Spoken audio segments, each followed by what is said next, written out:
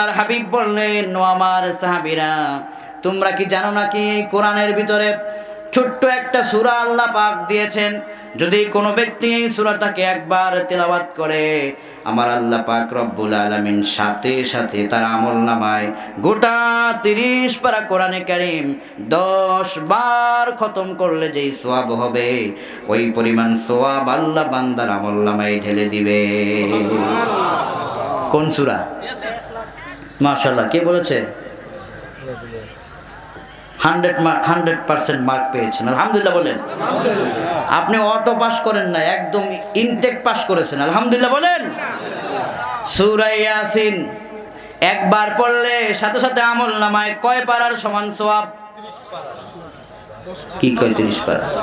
গোটা 30 পারাটাকে 10 বার খতম করলে যেই সওয়াব, সেই সওয়াব আমলনামায় চলে যায়। আল্লাহু আকবার।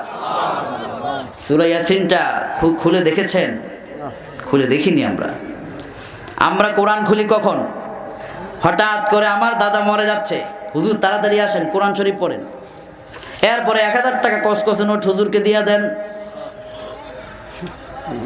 কিন্তু আপনি নিজে আপনার দাদার সামনে বসে আপনি তেলাওয়াত করতে পারলেন না। কোরআন মৃত ব্যক্তির জন্য আসে নাই, কোরআন এসেছে জীবিত ব্যক্তিকে সমাধান করার জন্যে। জিন্দা অবস্থায় আপনি কোরআন পড়েন, আমল করেন, আপনি মরার সাথে সাথে জবানে কালেমা নসিব করে দিবেন কে? সূরা ইয়াসিন আগেকার যুগে দেখেছি সকাল বেলায় ফজরের নামাজ পড়ার পরে যখন বাড়ি যেতাম, রাস্তার পাশের বাড়িগুলোর ভিতর থেকে একটা ছোট্ট আওয়াজ ভেসে আসতো। ছোট্ট আওয়াজ, কনকনে আমার মা বোনেরা, বৃদ্ধা দাদিরা আস্তে আস্তে করে ছোট্ট ছোট্ট কণ্ঠে কোরআন তারা তেলাওয়াত করতেন। আজকের সেই দাদিগুলো নাই, কোরআন তেলাওয়াত। আজকে আমাদের দাদিরা দাদি হওয়ার আগেই মরে যায়, অর্থাৎ বৃদ্ধা হওয়ার আগেই চলে যাচ্ছে। আমাদের বয়সটা এখন কমে যাচ্ছে আস্তে আস্তে, ঠিক কিনা বলেন?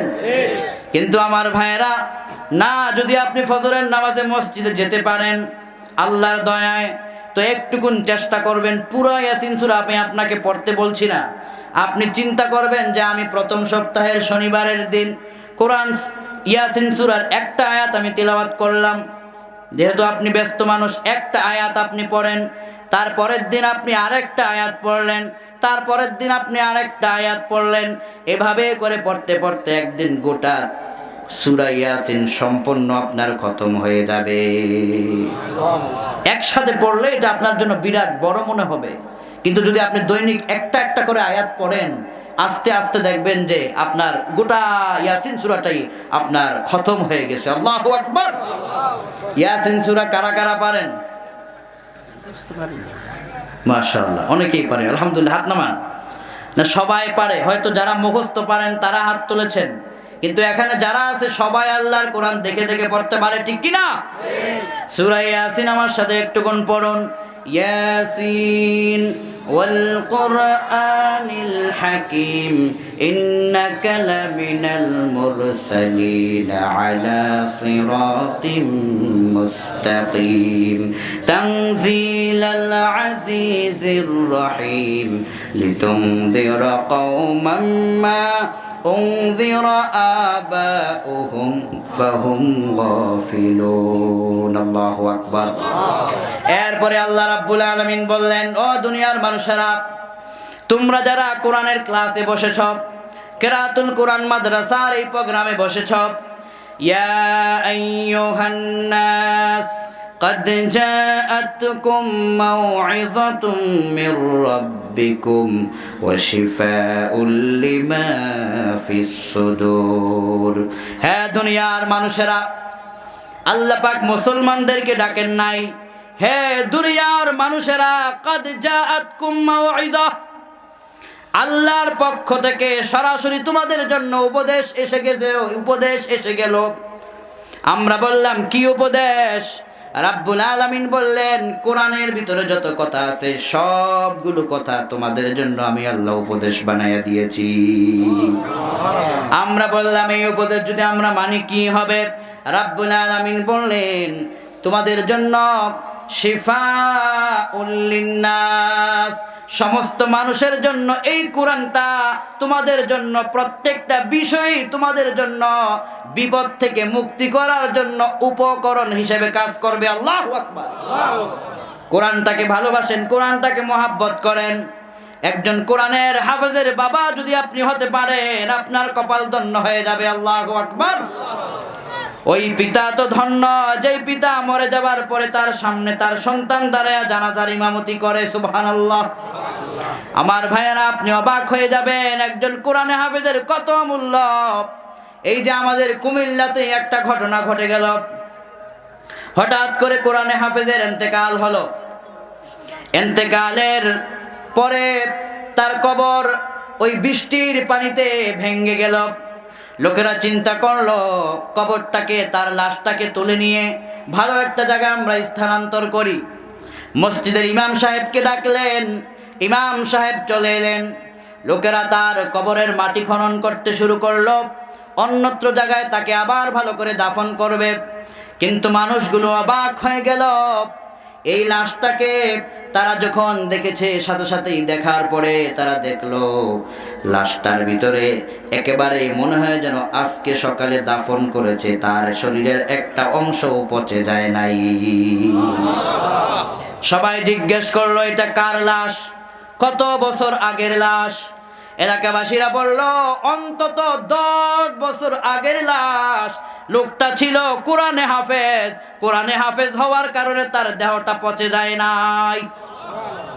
একজন কোরআনে হাফেজকে আল্লাহ এতটা মর্যাদা দিয়েছেন, আপনি পারলে কোরআনে হাফেজের বাবা হন, না পারলে কোরআনে হাফেজের দাদা হন, না পারলে আপনার মেয়ে থাকলে কোরআনে হাফেজের কাছে বিয়ে দেন।